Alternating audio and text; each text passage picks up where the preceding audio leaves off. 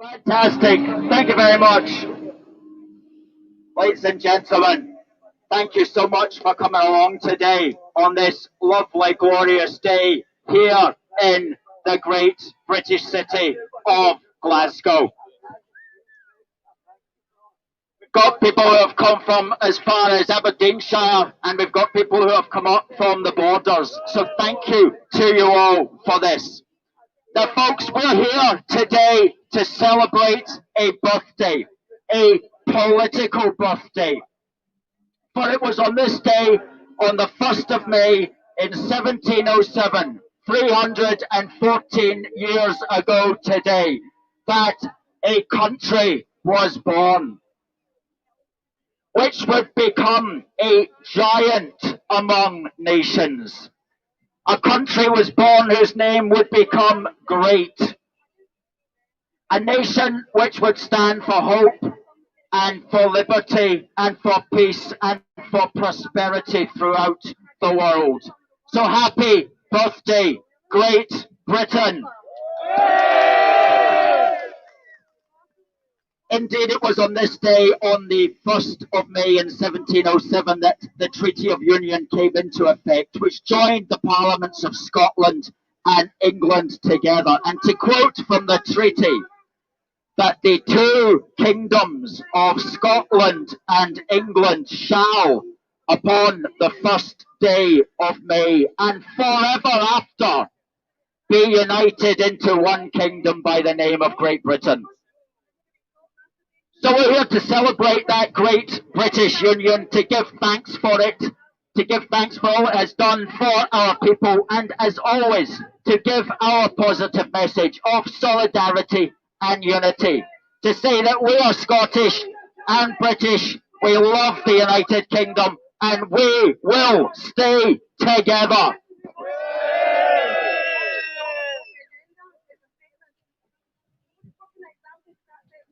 So what happened in 1707, just to briefly say, a new nation was born. Because even today, the people on the other side of the square will deliberately misunderstand what happened. What happened was that two sovereign nations entered into a treaty together which did not require either to change its culture or its religious ways or its laws, but which did require each to give up their own parliament. So Scotland and England joined together, and together they birthed as parents new life. A new nation was created. The Union created a new nation called Great Britain, which would enable everyone to enjoy a wider identity and to share in the society and the culture and the ways of each other, whether they were in Scotland or in the rest of this island. People from Scotland would come to understand England as now part of their country too, and people from England would come to understand Scotland as part of their country too, united under one country called Great Britain.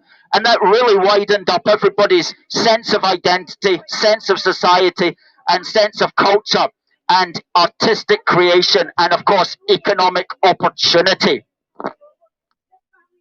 Now, understood in this way, understood as a new nation being created, we understand the severity of what the people at the other side of the square are trying to do.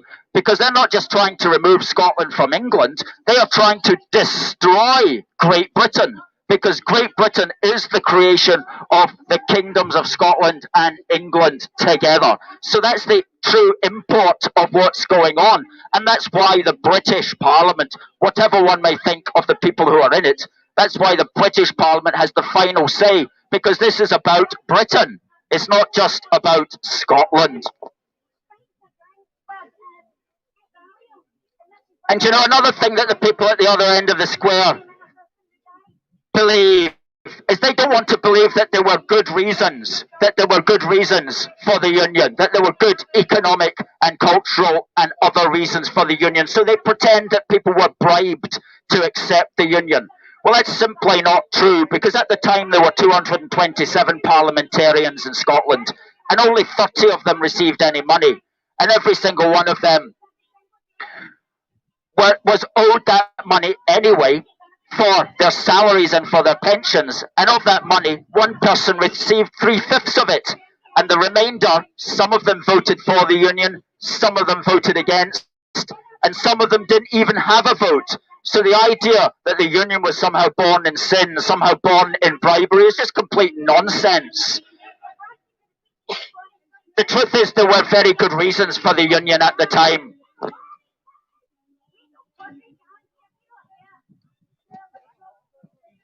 And you know, it was Queen Anne who summed it up at the time. And she said in a letter to the Scottish Parliament a year before the Union, she goes, "An entire and perfect union will be the solid foundation of lasting peace. It will secure your religion, your liberty, and your property.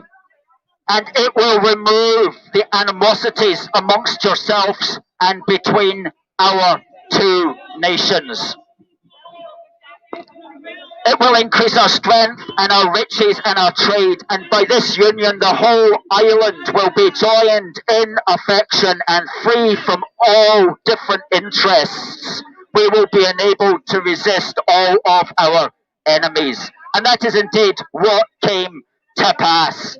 And many in Scotland saw the obvious economic benefits of access to the huge market in the rest of these islands, as well as to what was then some of England's colonies. As far as the defence of Scotland was concerned, militarily there was the correct belief that what was then the English Navy would be able to defend Scotland from its continental enemies. And once again, that also came to pass very shortly thereafter. And of course, there was also the desire back in the day and age when your religion was your politics to keep out the young pretender James the Eighth, who was in France. And there was the desire to ensure the succession of the House of Hanover when Queen Anne died. And that is in fact what came to happen. the monarchy passed to George I, and this square that we are standing in is in fact named after George III. And that street there is North Hanover Street, after the House of Hanover. And the street over in the corner there is Frederick Street, named after the father of George III.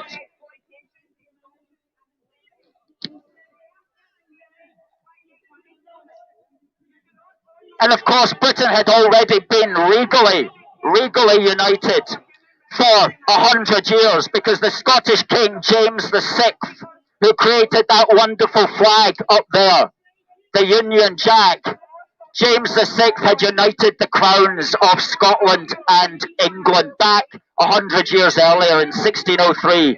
And so there was throughout Great Britain at the time, there was a sense of developing British identity anyway, because of what we had been experiencing together under that shared monarchy. So what that is saying is there were people in the Parliament as well who voted because, like us, they saw themselves as Scottish and British. Indeed, one of the parliamentarians at the time, the Earl of Cromarty, he said, "Nothing will alter me from being a Scotsman and a Briton, and for the Union." Right back in 1707, there was the Scottish and British identity developing and getting stronger. And for these reasons, people were voting for the Union.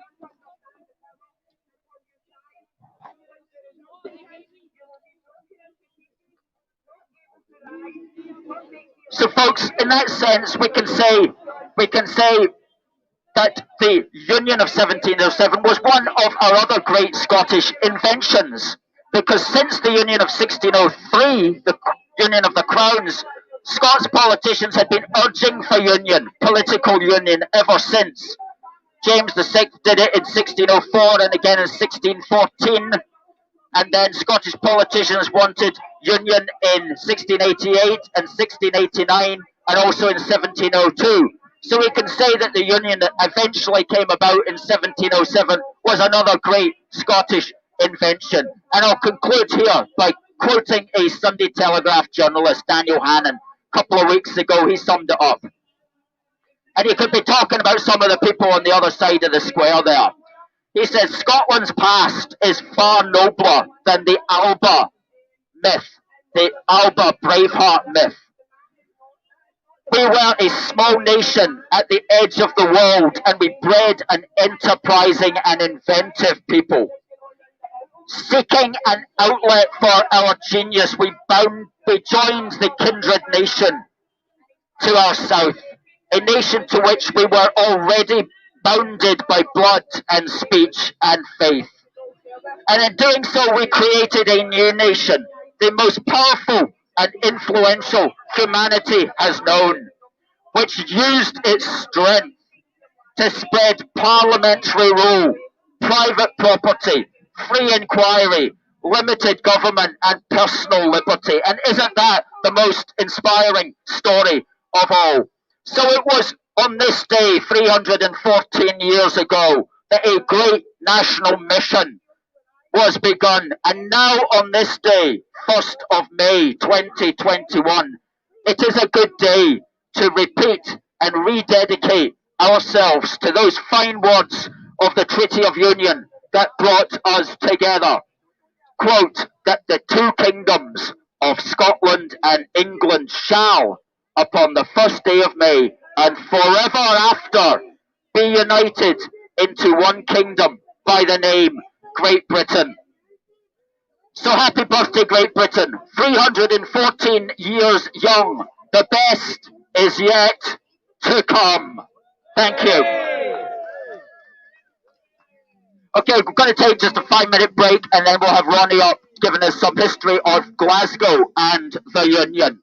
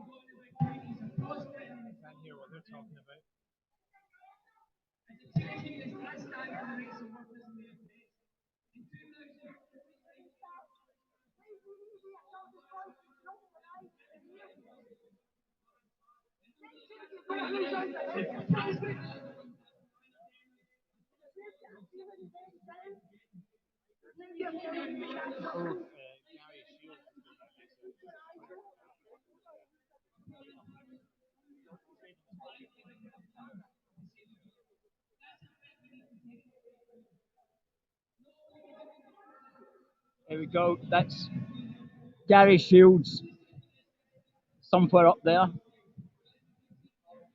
That's a big Union Jack on the side of that crane. That's a big Union Jack. I don't know if you can see it. That's pretty good. Yeah, yeah. Excellent.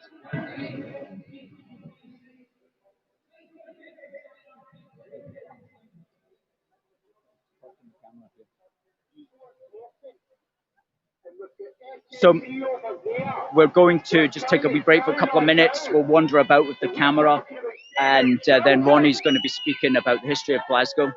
And then when Ronnie's finished, we're going to have a couple of singers giving us a couple of songs, and we'll have the camera round for that as well. And then I'll be giving a final speech. So thanks everybody for watching. Please do share this on Twitter. Please retweet it with a positive quote, and we can then retweet you to over 26,000 people. Please also share it on Facebook and like it on YouTube as well. Good stuff. Okay, let's just take a shot. About the children, and people need to understand the birth certificate. That's important. You don't even own your children. That's the truth. The corporation, United Kingdom, own your children. The Crown. These people over here are campaigning for independence against the Crown. And the Crown own them. I'm angry. I'm really angry. I was put through stuff in my life, which I'm not going to go into, by police officers. No.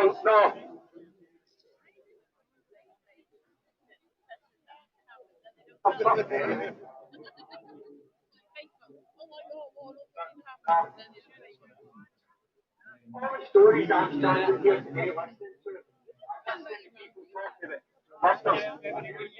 about all the stuff that's going on in the school. I've got a good friend, a very, very good friend. Our son in the school just now, he's 7 years old.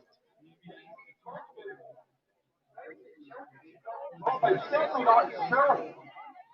Talk about the children. Masturbation.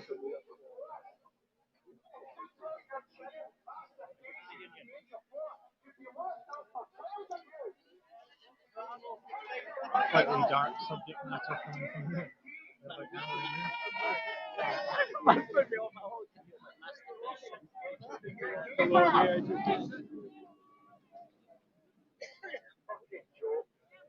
Just stay slightly out of earshot. So a bit early in the morning for all that.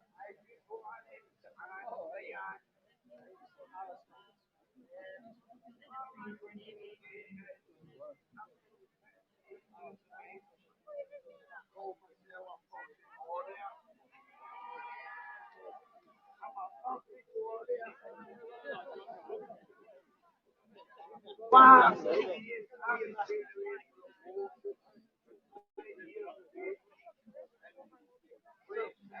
Minutes of our next speaker. And a wee bit of music.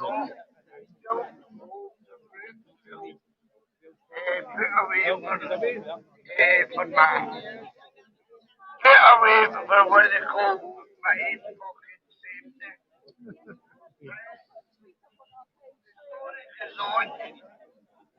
None well man over there.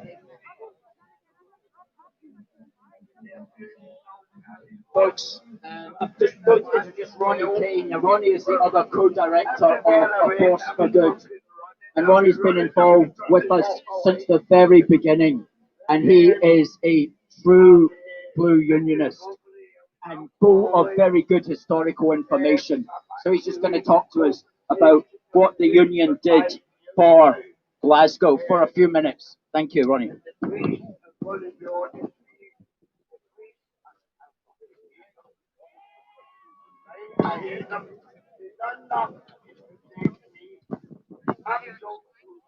And I'm going to talk today about an event that didn't happen in 1707. I'm not going to take you back 314 years. I'm only going to take you back 260 years. And that is to the birth of Major General Sir John Moore, whose statue is on the south side of George Square. It was the first statue to be raised in George Square, and at that time there were no fancy buildings round about here. And at that point they were planning the layout of what could have been a garden or a square when they placed that statue there in 1819. Prior to that, Glasgow didn't extend out here, and this was common ground, and it was boggy. It wasn't very attractive, but the citizens of Glasgow who had maybe a cow or two would milk them in the morning, bring them out here to graze, and in the warmer summer days probably the cows were in a pond somewhere about here to cool off. So General Sir John Moore was born on the 13th of November 1761 in a tenement in the Trongate, and he went to school round the corner in the High Street. But his childhood ambition was to be a soldier. And I hope after this talk you will try and learn a bit more about this man. His life was astonishing, and we're in danger now of forgetting our heroes who helped create the Union, who strengthened the Union, and who indeed formed the British Empire, greatest empire the world has ever seen. As a 17-year-old, he was a lieutenant in the 82nd Regiment of Foot, and they were stationed in Halifax, Nova Scotia, and in 1779 they found themselves on the banks of a river, Penobscot, in North America, that had a big wide river mouth going into the Atlantic Ocean. And loyalist Americans who were being persecuted by the rebels escaped to Canada, and they came across the Penobscot River, and the authorities decided they would build a fort at Penobscot. Fort George it would be called. The rebel authorities in Boston learned of this, and they brought together a huge fleet of ships. One was a frigate, and there was an admiral appointed. He was in charge of the whole caboodle. There was about 70 ships sailed into Penobscot Bay when the British Army really had just arrived, and they were marking out where the fort would be. Brigadier General Maclean realised that very soon they would be overrun. So he formed a plan, and he had 3 troops of 20 soldiers with an officer each, and they were put halfway between where the fort should be and where the Americans were coming up from the beach. Now, one of the officers in charge of the troop of 20 was Lieutenant Moore, John Moore. 17 years of age, he had 20 soldiers in front of him, and an American force that when they sailed into the bay was reckoned to be about 5,000 strong. The British troops were about 600 strong. So, The plan was that they would retreat gradually back to the fort. And when they were back to the fort, Brigadier General Maclean would be standing by our Union flag, and he had ordered that the soldiers would fire once at the approaching enemy, and he would drop the flag as an act of surrender so that there was no needless deaths. However, as it happens, the young lieutenant at 17 years old, who was terrified when they started firing at him, didn't panic and steadied his men, and he didn't retreat back to the fort. He stayed there. And it was some while when Maclean asked, why is there still shooting going on out there? And it was realised that the lieutenant and his soldiers had not returned. So a captain was immediately dispatched with some soldiers and ordered the soldiers to return to the fort. Now, that holding off of the American force, that gave them pause, and remarkably, they didn't continue to overrun the fort. They turned about and they went back to the shore and started to unload the ships in preparation for a siege. They thought of a fort, but in actual fact, it wasn't very much at all. Now, that was a start. That was his first battle experience, and he had a career in the British Army. He is attributed with the foundation of the modern British Army. His ideas helped form where we are today in the Army. And I now have to go to the end of his career. Some of you may know, some of you might be old enough to remember the poem, The Burial of General Sir John Moore after Corunna.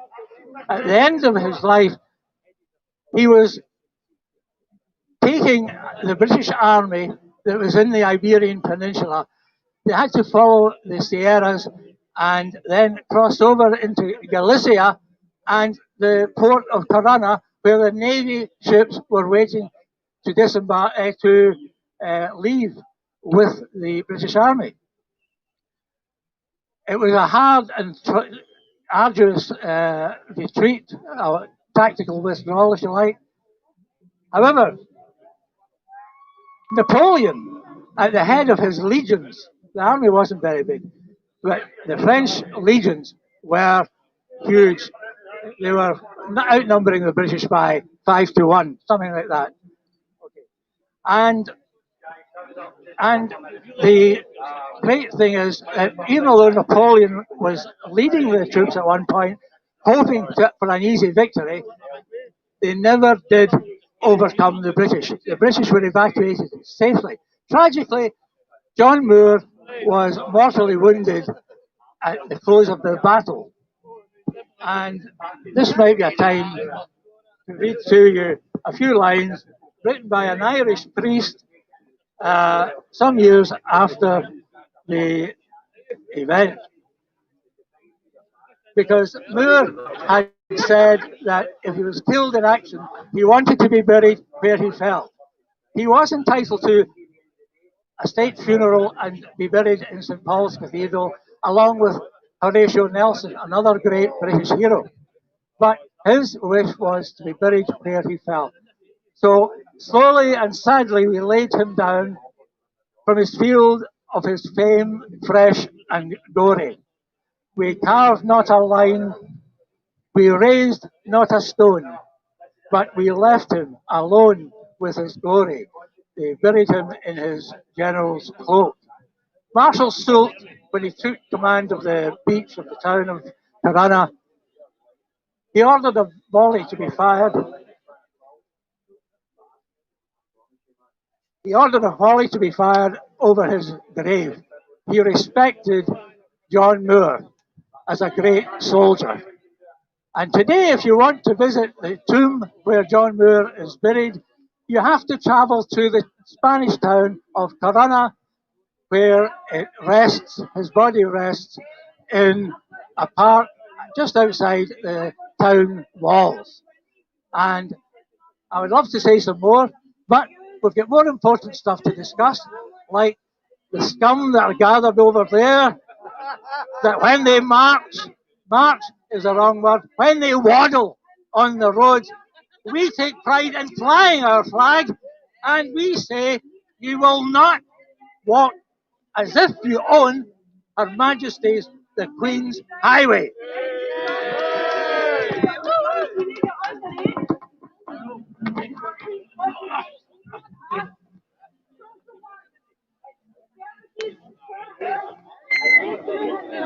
Thank you very much, Ronnie. Thank you for that. Now, something different. We've got a couple of musicians who are going to give us. How many songs have you got? Two. Excellent. Well, tell us a wee bit about the song as well before you begin.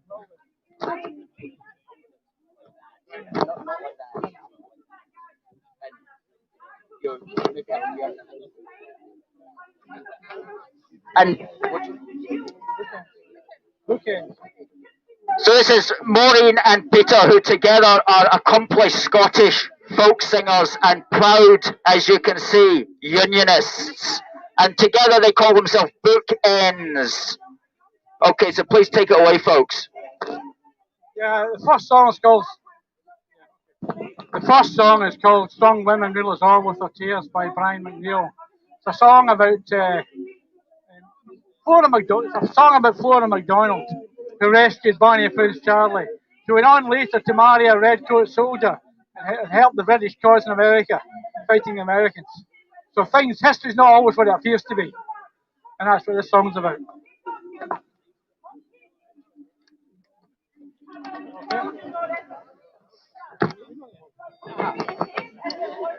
There's a moment of your story that has always haunted me, when you set off in yon open boat to help the poor man flee.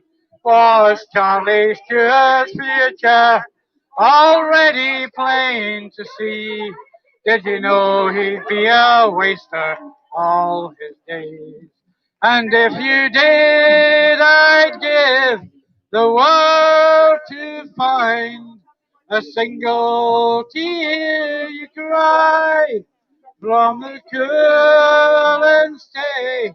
The Carolinas, you showed us one and all the courage you could call when the tears refused to fall from your eyes.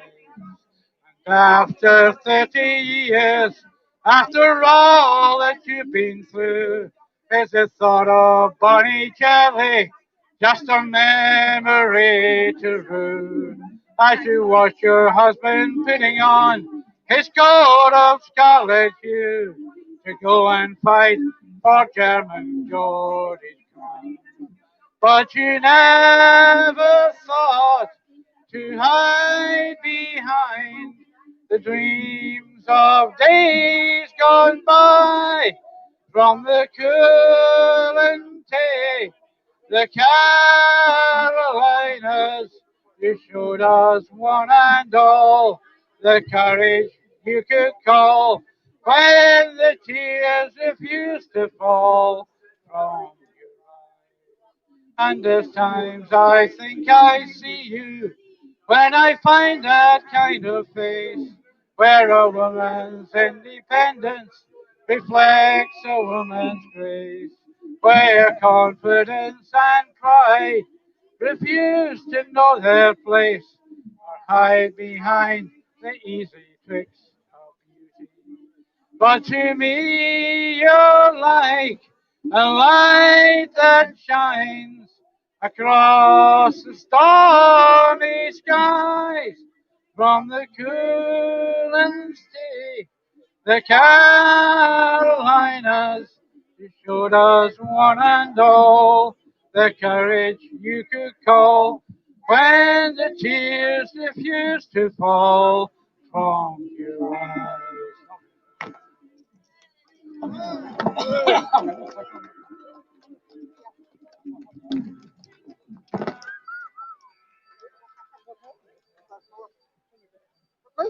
song that everybody thinks a Jacobite song. Sorry. The next song is You Jacobites by Name, which has been wrongly labelled as a pro-Jacobite song. It's actually not. It's a very anti-Jacobite song, and Burns toned it right down.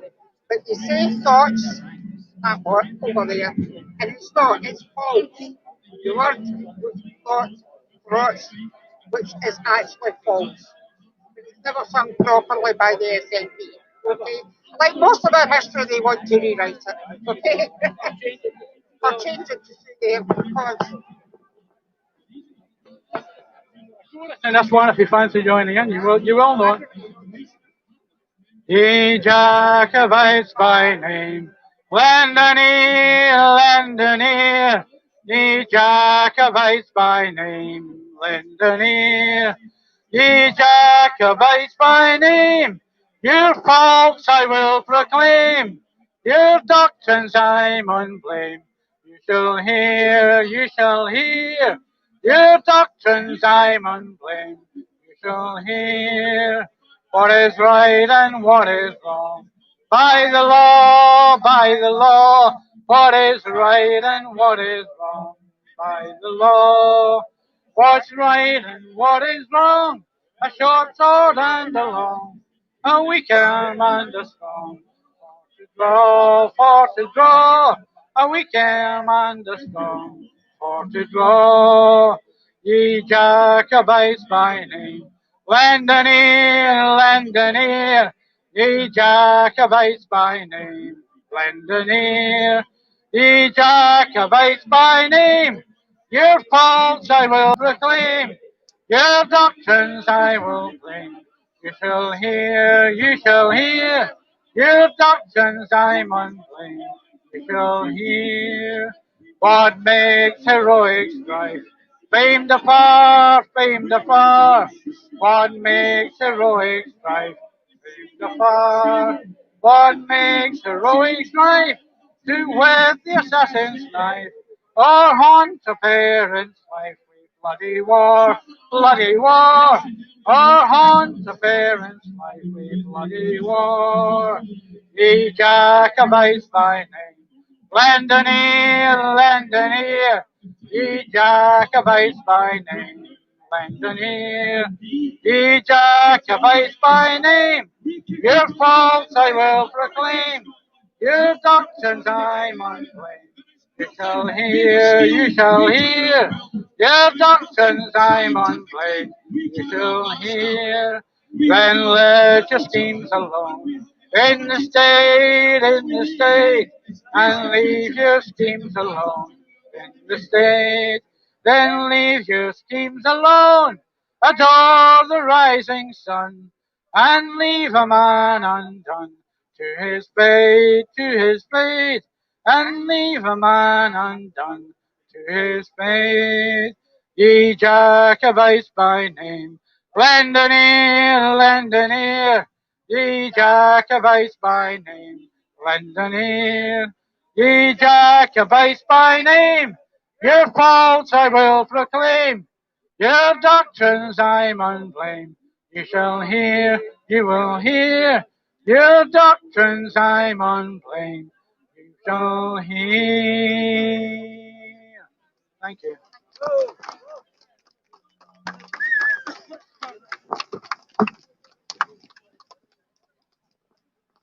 Thank you very Thank you very much to Peter and Maureen, collectively known as Bookends, Scottish folk singers and Unionists. Thank you very much. And you know, that's one of the things that we're trying to get more of, is more musical talent, because we in the Unionist community have a lot of musical talent. Just talking to some guys there that play flutes, accordions, drums, bass drums. Wouldn't it be great if next time the Scottish nationalists are marching, that we have our own band at the side of the street playing our own stuff and our own patriotic songs? That's what we're aiming to get. Now,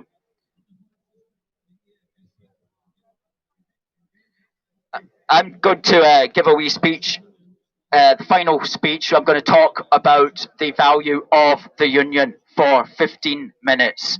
And let me just get my speech, which is over there. Thanks.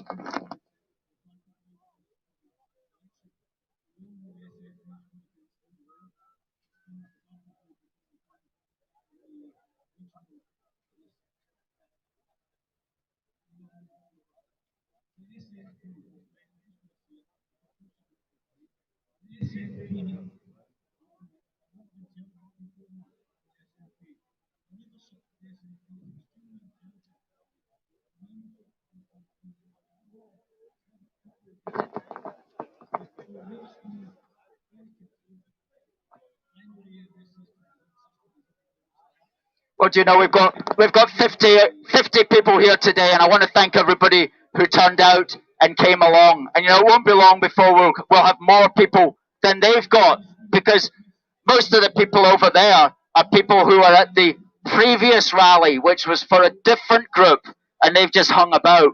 So the actual number of folk who are over there who are actually from the All Under One Banner people is probably just a handful, probably less than what we've got. And you know, today is Great British Union Day, the Union of England and the Union of Scotland. And we've got the home nations flags today, several St George's flags held in the audience, and saltires as well, and the Welsh flag and the Ulster flag.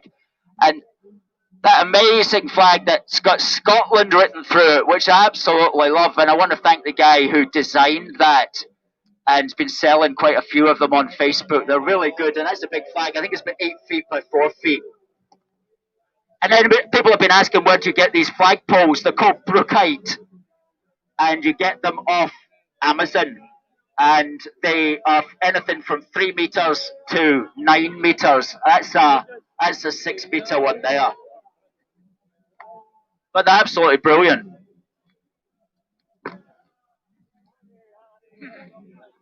So, folks, I'm going to say it again. We're Scottish and British. We love the UK, and we will stay together. I want to give you the positive message about the United Kingdom, about our nation of unions through time. Our nation of unions, from the union in 1801 with Ireland to the union with Scotland in 1707, even going right back to the union with England and Wales in 1534. And you know, some people on the other side there will say, well, what's the point of the union? Well, the point of the union is the point of any union, is to make it possible to enjoy the benefits which come from working together. And these benefits can be economic, they can be social, they can be cultural, and they can be political benefits. And economically, of course, the point of the union is to share and pool our resources, to help our closest neighbours and family members when they are in need, and they can help us when we are in need. You know, we don't mind, as unionists, we don't mind sharing Scotland's wealth with our closest family members. We know that Scotland is big enough, and Scotland is rich enough, and Scotland is clever enough to help our family when our family in the rest of these islands is in need. So we're all about giving. We're not about getting. And sometimes we know that we will give more than we get back. And sometimes we get back less than we give. But that's the nature of living in a union. It's obvious, especially during this COVID situation, that Scotland has benefited from being part of a larger economic monetary union. Almost £10 billion have come to Scotland from the British Treasury during this COVID catastrophe that's been going on. £10 billion. Truly, the union is the best insurance policy that's out there.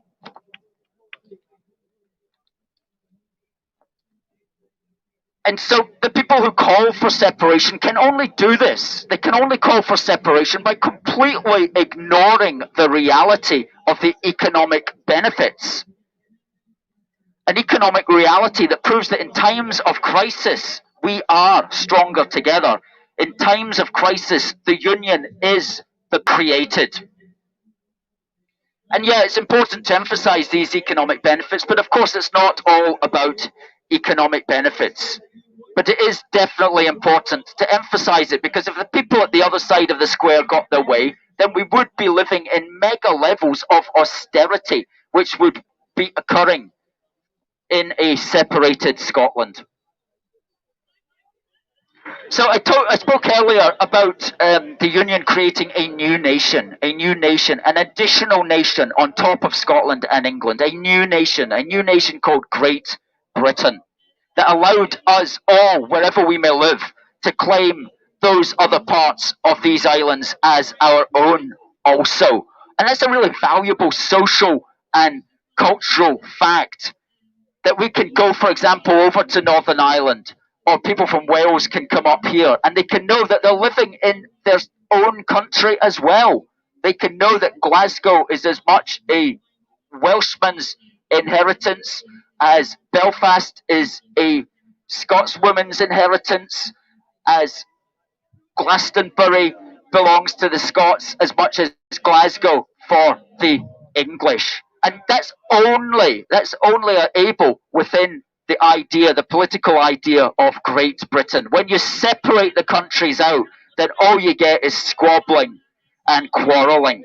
So that's a very valuable social and cultural thing. And cultural achievement comes from that social connection as well.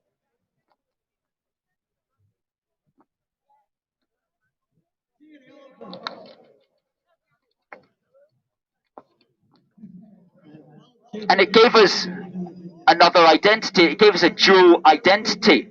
We could be, as some of the Scottish parliamentarians at the time in 1707 stated out loud, Scottish and British.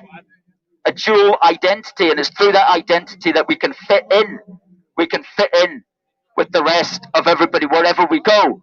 If we go to some part of England, we can say we're British, and together we've got a common bond. If people come up here and they say they're British, together we've got a common bond.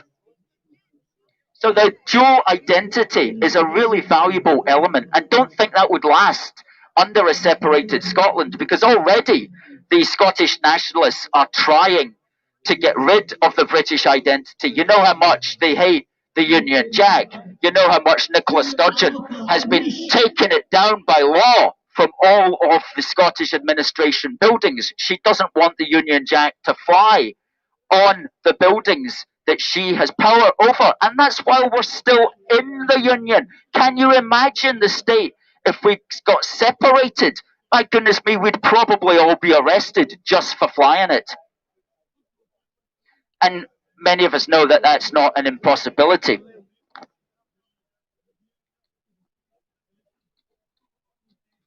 So a separated Scotland would make it harder to have a British identity, and ultimately it would remove that choice.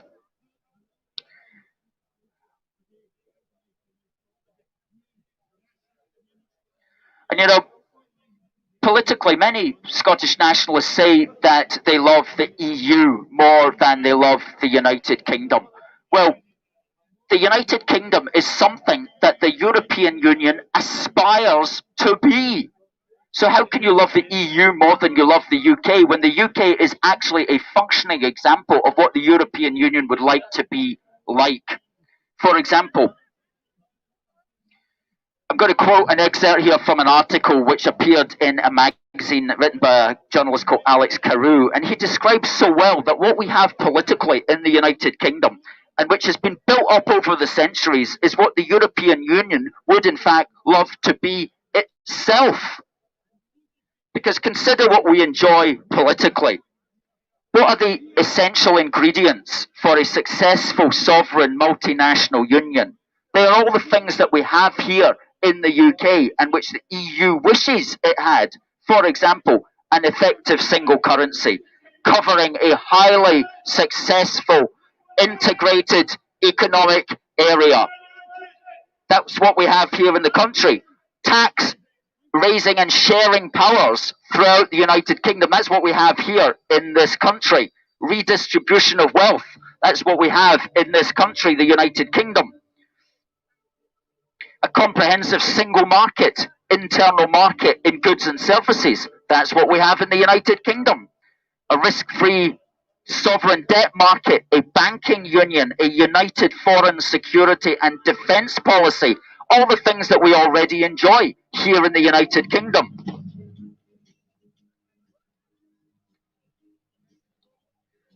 And also, of course, our deep cultural and family ties, our shared values, our unlimited free movement of people between north and south. At least we had that before COVID shut it down. That's something that we need to be looking at to make sure that that remains. And of course, representative institutions with real power and legitimacy, a shared head of state and similar legal traditions, and a shared language. All of these things we have in the United Kingdom. So how ridiculous for the SNP to actually want to join the European Union, which doesn't have any of those things. The UK provides all of these things for Scotland, ready-made for Scotland, but still the SNP and the Greens want to break away from the UK. They want to break away from these things, and they want to join a failing trading bloc from the 1970s, which doesn't have any of those things. And you know, if Scotland were already separate, would want to rejoin the UK for all the political benefits that I've just mentioned to you. And you know, that doesn't mean that we're not going to criticise the British government when criticism is due, but very often criticism is due of the British government, and we should let them get away with that. But that's the case with any political system. What it comes down to, folks, is this. Ultimately, the union is a recognition that the people of the United Kingdom have more in common than what divides us. And so our political institutions should reflect that fact. That's how we see things. But the people on the other side of the square trying to drown us out at the moment, the people on the other side of the square, they believe that what divides us is greater than what we have in common. Well, we don't go along with that. What we have in common is far greater than what divides us. So to sum up, what we want to be doing, folks, is looking forward to a grand new age, a new age of grand achievement. As we go forward, let us understand our United Kingdom as one big country, not just four separate and squabbling ones. One big country in which we are privileged to enjoy a shared identity, enabling us to be both Scottish and British, and to enjoy as our own all of the political and economic and social and cultural benefits which come from that intimate connection. Let us understand the United Kingdom as having come together through time to the point today where we are literally a nation of families, much more than a family of separate nations. Above all, the United Kingdom is our home, all of it, from east to west, from north to south. And we do not want to see our home destroyed. We know that since this day, 314 years ago, on the 1st of May 1707, the Scots have been at the centre of Britain's achievements on the world stage. And it's where we should be, and it's where we must remain. Our place is at the centre, leading, or if you prefer, disproportionately contributing to the success of the United Kingdom. That's the positive place to be, helping Britain to a new level of grand accomplishment on the world stage, a new level of great achievement. For the Union presents to us, as it has always presented to us, a great opportunity. And the Union, is an idea, and like all ideas, it is constantly being tested. It is for those of us who believe in it to keep it alive in our mind and in our hearts and in our physical reality. And that's what we at A Force for Good try to do. That's what today is all about. And believe me, ladies and gentlemen, the men and women of A Force for Good will stay the course for the union we so love. Thank you to everyone who has come out today. It just remains for me to say, God bless the United Kingdom and God save the Queen. Now, folks, I'm just going to play. Believe me, a much better song than what they've been playing.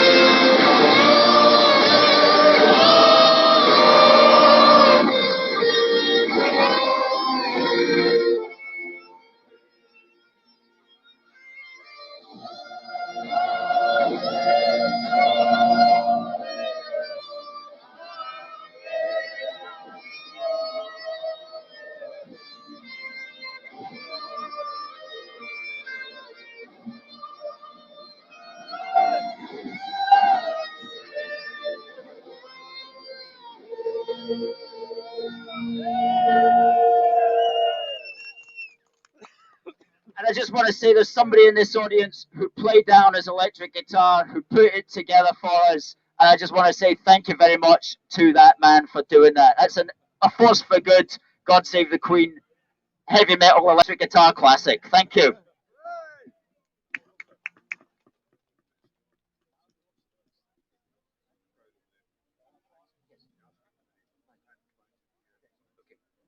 Okay, if I can ask everybody, please, just to hand the flags back to Robert here. Take them down. They just come down like fishing poles. Don't bother with wrapping the material around the pole or anything like that.